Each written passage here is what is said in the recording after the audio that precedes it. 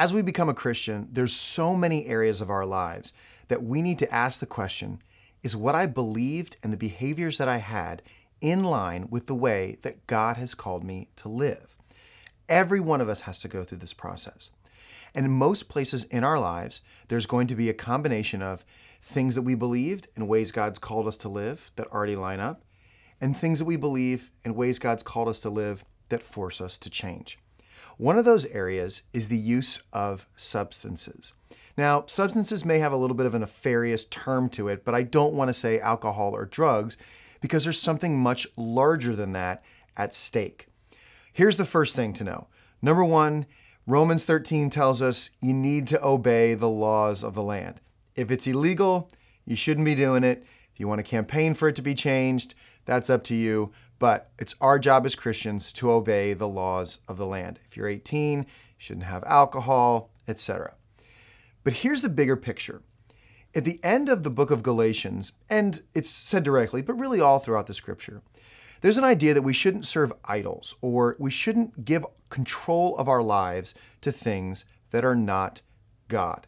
Galatians specifically teaches us, when the Apostle Paul writes it, that one of the things that should be produced in our lives as Christians is self-control.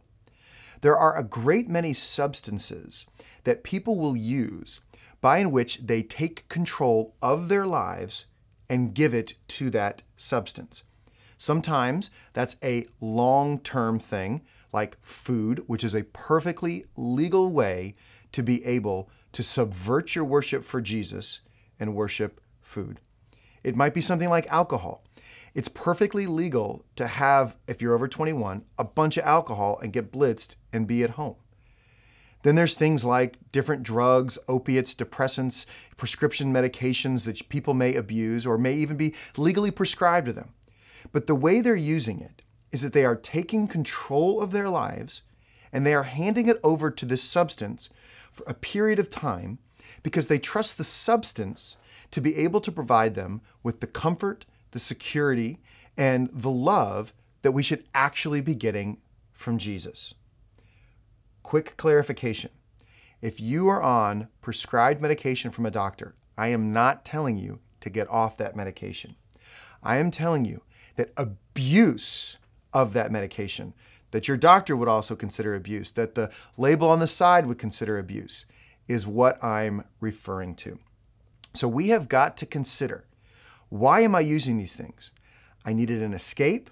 Well, you seem to need an escape every single night for the last 3 years. I can't deal with my emotions right now, so I have ice cream. Look, I love ice cream. It's awesome. The devil is not in the ice cream. But if you are hiding from your emotions, hiding from your reality, and giving that love, security, identity, and comfort over and over and over again to a substance, instead of trusting God, it means that we have a theology and a belief that we need to develop in an even greater way. Because God is the one who should be controlling our lives. He should be the one who's teaching us truth. He should be the one who's able to, through His Word, through His people, through prayer speaking to us, be able to show us what we should think, believe, and feel in certain moments. Not to be able to trust whatever the substance that we give control of our lives over to. It can be legal, it can be illegal. Look, there is nothing wrong with having a drink if you're 21. There's nothing wrong with ice cream. There's nothing wrong with exercise or going for a run. The thing we want to be able to avoid is when we take control of our lives back from God and give it to that substance because we need that substance to get us through life. So, as you're beginning your relationship with God, evaluate the substances that you use and evaluate why you use them and see where you need to start trusting God in those areas.